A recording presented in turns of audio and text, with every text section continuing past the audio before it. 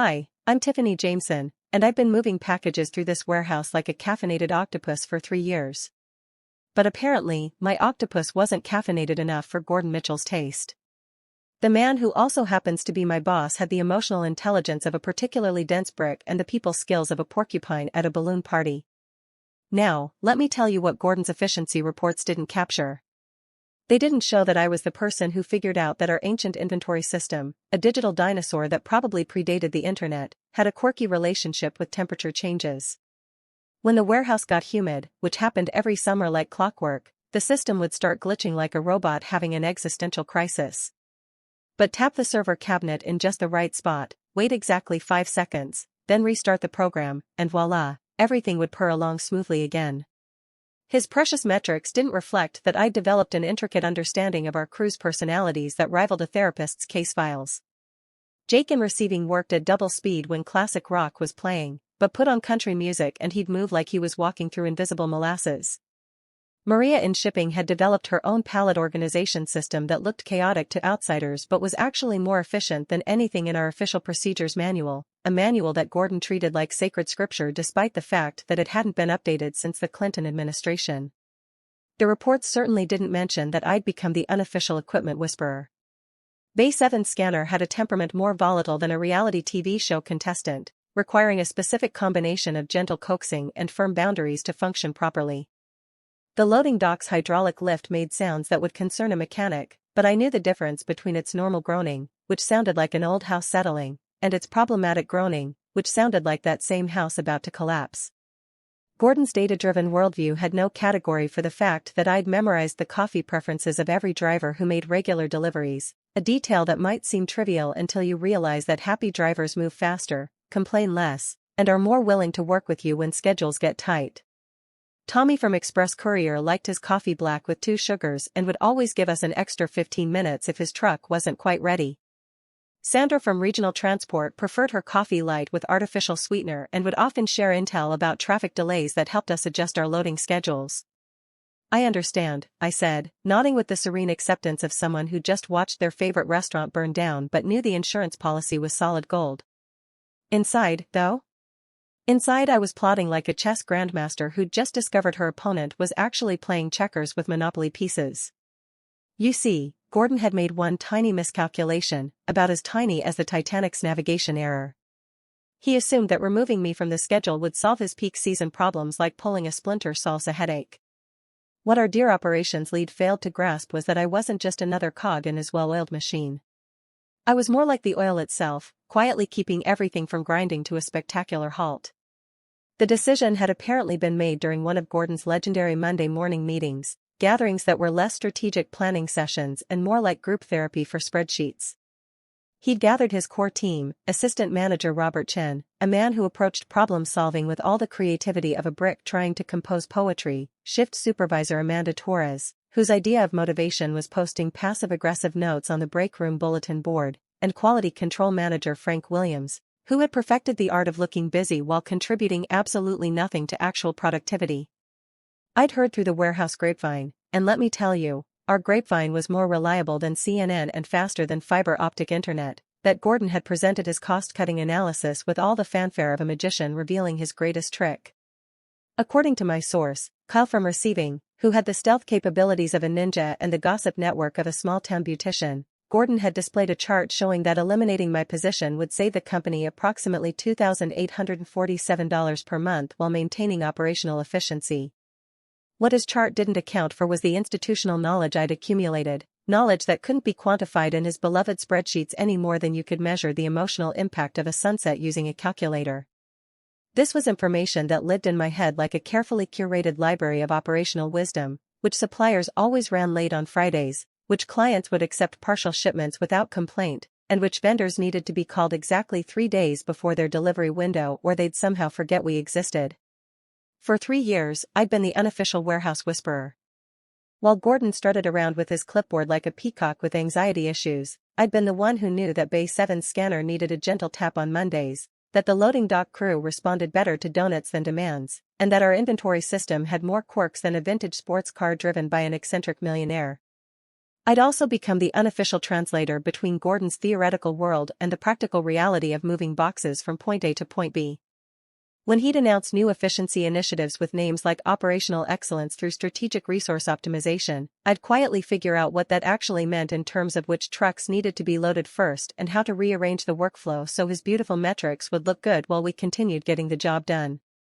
Take, for example, Gordon's pride and joy, the dynamic routing optimization protocol. In Gordon's speak, this meant trucks would be loaded based on delivery efficiency algorithms that he'd downloaded from some management blog.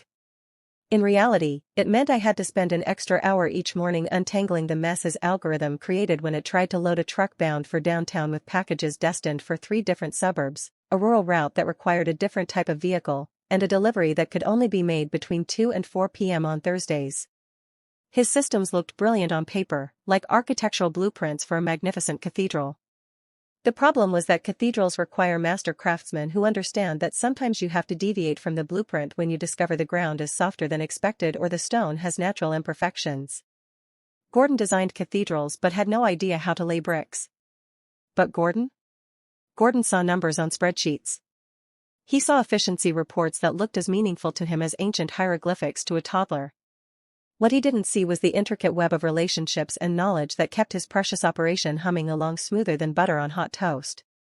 So when he delivered his executive decision with all the fanfare of a drum roll played on garbage can lids, I simply smiled. Not the fake customer service smile that looks like it was painted on with industrial-grade lacquer, but a genuine, knowing smile that probably should have triggered every warning bell in his managerial instincts. The next 5 days unfolded like watching dominoes fall in reverse slow motion. Without me there to whisper sweet nothings to the temperamental equipment, Bay 7 scanner started acting up like a diva having a nervous breakdown. The loading dock crew, deprived of their donut-wielding diplomat, began moving with all the urgency of sedated sloths. Day 1 was almost amusing.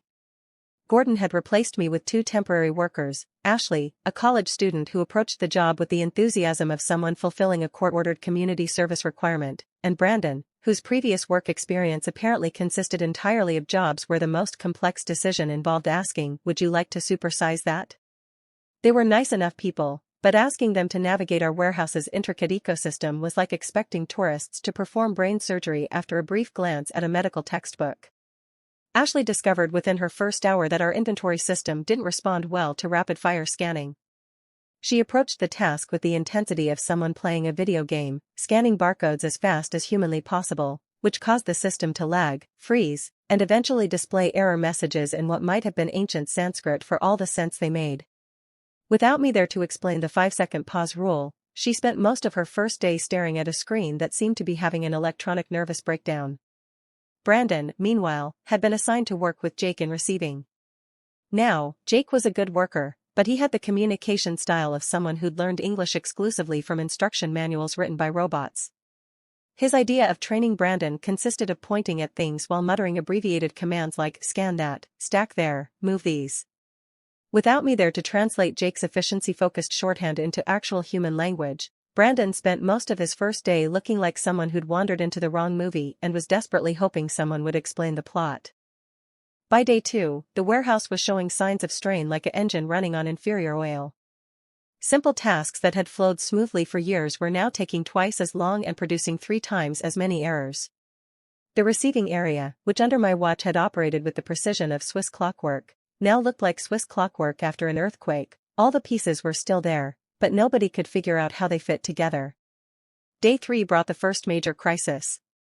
A shipment of temperature-sensitive pharmaceuticals arrived during the morning rush, requiring immediate processing and climate-controlled storage. This was exactly the kind of situation where my institutional knowledge proved invaluable. I knew which storage areas maintained the most consistent temperatures, which paperwork needed to be filed immediately versus which could wait, and which people to call if we ran into problems. Without that knowledge, the temp workers treated it like any other shipment. The pharmaceutical sat in the regular receiving area for 4 hours while Ashley tried to figure out why the scanner kept rejecting the special handling codes, and Brandon attempted to locate storage space that met requirements he didn't fully understand. By the time someone realized there was a problem, the shipment had been exposed to temperatures that made it unsellable, a loss of approximately $12,000, or roughly 4 months of my salary. Meanwhile, I spent my unexpected vacation time reorganizing my sock drawer and catching up on cooking shows, all while my phone buzzed with increasingly frantic texts from my former coworkers. They sounded like survivors of a natural disaster trying to describe the chaos to rescue workers. The text started innocuously enough. Day 1 brought messages like, "Hey Tiff, do you remember where we keep the spare scanner batteries?" And, "Quick question, what's the code for the climate storage area?" These felt like gentle reminders of my usefulness, small validations that maybe Gordon's assessment had been hasty. But as the days progressed, the messages escalated in both frequency and desperation. Kyle from receiving sent a text that simply said help, followed by a photo of the pharmaceutical storage area that looked like someone had tried to organize it using the principles of abstract expressionism. Maria from shipping texted a picture of a pallet loaded so precariously it resembled a Jenga tower built by someone with severe hand tremors, along with the message, "The new guy says this is how they did it at his last job. Should I be concerned?" By day 4, I was receiving messages that read like dispatches from the front lines of a logistical war zone. "Tiffany, the system crashed again and the temp worker tried to fix it by unplugging everything and plugging it back in. Now the screens are displaying what looks like ancient hieroglyphics," texted Kyle. Brenda from shipping sent a message that made me laugh so hard I nearly choked on my coffee. "The new temp keeps trying to load trucks with forklifts like he's playing Tetris, but if Tetris pieces were worth thousands of dollars and could explode if you stacked them wrong. Please tell me you're coming back before he creates an insurance claim that bankrupts the company." Each message felt like another small victory, a tiny confirmation that my 3 years of institutional knowledge hadn't been as replaceable as Gordon thought. I was starting to feel like a retired superhero watching the city realize they actually needed their seemingly ordinary defender. Amanda from the front office, someone who typically communicated with me only when absolutely necessary, sent a text that bordered on poetry in its desperation. "Tiffany, Gordon locked himself in his office an hour ago and we can hear him talking to himself through the door. He keeps saying this isn't what the spreadsheet predicted, like it's some kind of mantra. The regional manager called twice today asking about our delivery delays. Please tell me you have some kind of plan to fix this. Tiffany, the system crashed again and nobody knows the workaround," texted Kyle from receiving. "The new temp keeps trying to load trucks with forklifts like he's playing Tetris with construction equipment," came from Brenda in shipping. Each message felt like another small victory, a tiny confirmation that my 3 years of institutional knowledge hadn't been as replaceable as Gordon thought. I was starting to feel like a retired superhero watching the city realize they actually needed their seemingly ordinary defender. By day 3, the backup had grown from a small hiccup to a full-blown catastrophe. Packages were stacking up like a game of Jenga played by someone with severe hand tremors. The warehouse floor looked like Christmas morning at a large family gathering, if that family had serious hoarding issues and zero organizational skills. But the real masterpiece of chaos was developing in Gordon's precious metrics. His beautiful dashboards, once displaying neat rows of green indicators that suggested everything was running smoothly, now looked like a Christmas tree decorated by someone having a seizure, red warning lights flashing everywhere, delivery completion rates plummeting faster than a lead balloon, and customer satisfaction scores dropping like the temperature in a meat locker with a broken door. The cost savings from eliminating my position, that triumphant $2,847 per month, was being obliterated by the cascading failures. The pharmaceutical loss alone had wiped out 4 months of those savings in a single afternoon. Late delivery penalties were accumulating like interest on a payday loan, and the overtime costs for the remaining staff trying to compensate for the chaos were climbing higher than a cat stuck up a telephone pole. Gordon's dynamic routing optimization protocol had devolved into what could charitably be described as random routing catastrophe protocol. Trucks were being loaded with packages for destinations that required different vehicles, different timing, and different handling procedures.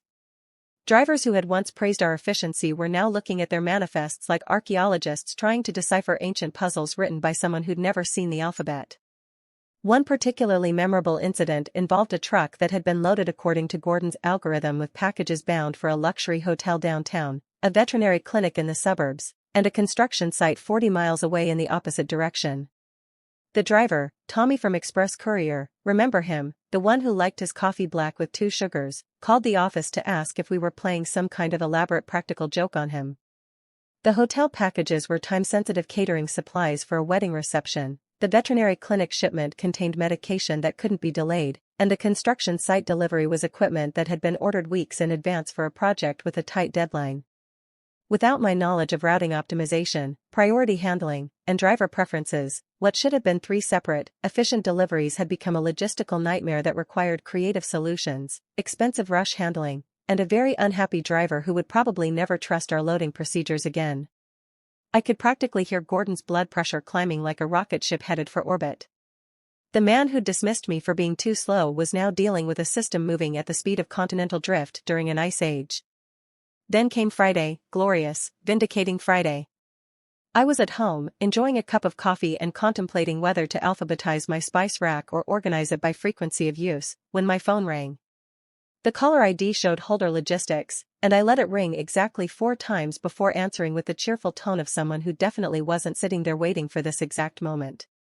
The timing was absolutely perfect, like the final movement of a symphony composed by the universe itself. I'd spent the morning leisurely reading articles about warehouse management best practices, not because I needed to learn anything new, but because I was enjoying the irony of reading about essential personnel retention strategies while Gordon's operation crumbled like a cookie in a toddler's fist. My coffee was still warm, the morning sunlight was streaming through my kitchen window like a spotlight on this moment of professional vindication, and I had just finished watching a cooking show where the host explained how seemingly simple ingredients could combine to create something extraordinary, a metaphor that felt almost too perfect given my current situation. When the phone rang, I recognized the ringtone immediately, the generic corporate melody that had accompanied so many late-night calls over the years when equipment broke down, shipments went missing, or clients needed emergency handling. But this time, instead of feeling the familiar spike of work-related adrenaline, I felt nothing but calm satisfaction, like a chess player who'd been setting up a winning combination for several moves and finally got to place the finishing piece. "Tiffany? It's Gordon." His voice sounded like it had been run through a meat grinder and then seasoned with panic. "We need to talk." "Oh, hello Gordon. How's peak season treating you?"